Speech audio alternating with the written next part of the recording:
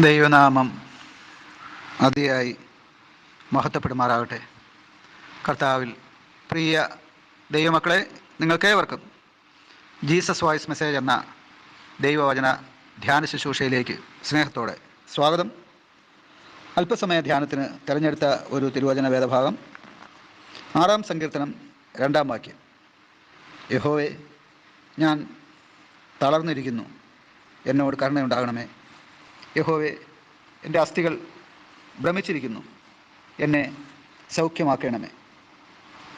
കർത്താവിൽ പ്രിയരെ, നാം വായിച്ചു കേട്ട 6-ാം സങ്കീർത്തനം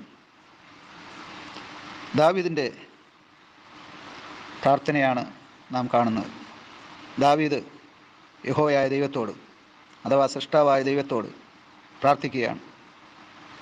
ഈ പ്രാർത്ഥനയിൽ ദാവീദിൻ്റെ ഹൃദയത്തിൻ്റെ സ്ഥിതി നമുക്ക് ഗ്രഹിക്കുവാൻ കഴിയുന്നുണ്ട്.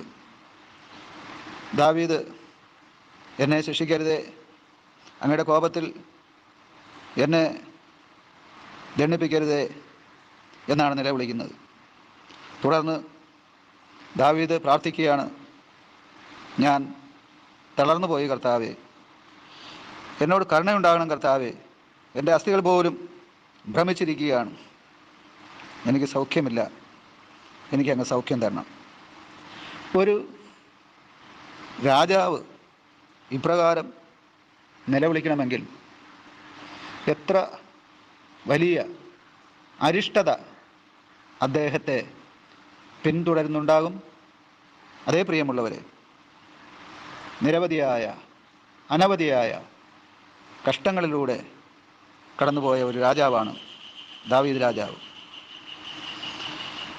ഈ സങ്കീർത്തനം എഴുതുമ്പോൾ അദ്ദേഹം ദൈവത്തോട് പ്രാർത്ഥിക്കുകയാണ്. ഈ പ്രാർത്ഥനയുടെ ആഴത്തിലേക്ക് നാം നമ്മുടെ ഹൃദയത്തെ ഒന്ന് കേന്ദ്രീകരിച്ചാൽ ഇത് പ്രാണഭയത്തോടെയുള്ള ഒരു നിലവിളിയാണ്.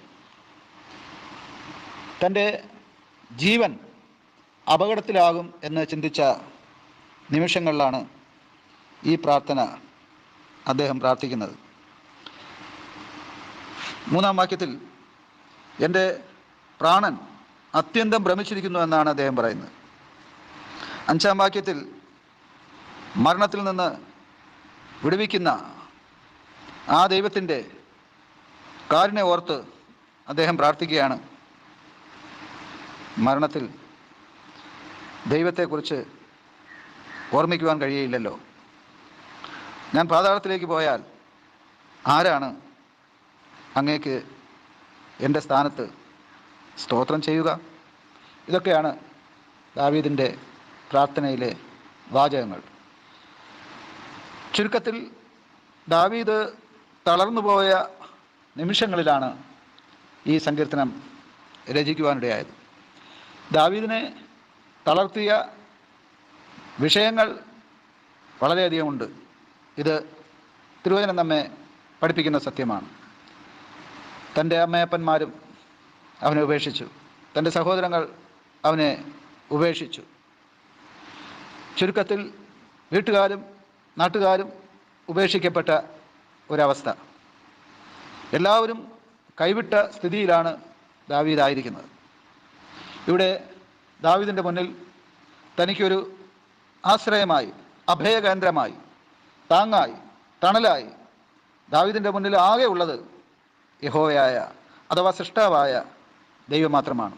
അതുകൊണ്ട് ആ ദൈവത്തിൽ ആശ്രയിച്ചുകൊണ്ട്, ദൈവമേ, ഞാൻ ഈ കഷ്ടതയിലാകാൻ കാരണം എൻ്റെ പാപമാണെങ്കിൽ അത് ക്ഷമിക്കണമേ, എൻ്റെ പാപത്തിൻ്റെ ശിക്ഷയായി നിൻ്റെ കോപം എൻ്റെ മേൽ വരരുതേ, നിൻ്റെ കരുണപ്രകാരം എന്നെ വിടുവിക്കണമേ, എൻ്റെ അസ്ഥികളിൽ പോലും സൗഖ്യമില്ല, എനിക്ക് സൗഖ്യം നൽകണമേ എന്നാണ് പ്രാർത്ഥിക്കുന്നത്. ഇത് നമ്മുടെ ഓരോരുത്തരുടെയും പ്രാർത്ഥനയാക്കാവുന്ന ഒരു അപേക്ഷയാണ്.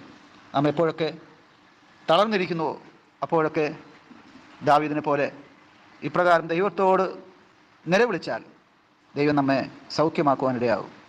ഇന്ന് ഈ തിരുവചനം കേൾക്കുന്ന ആരെങ്കിലും ദാവീദിനെ പോലെ തളർന്നിരിക്കുന്നുവെങ്കിൽ ദൈവത്തോട് അപേക്ഷിച്ചാൽ ദൈവം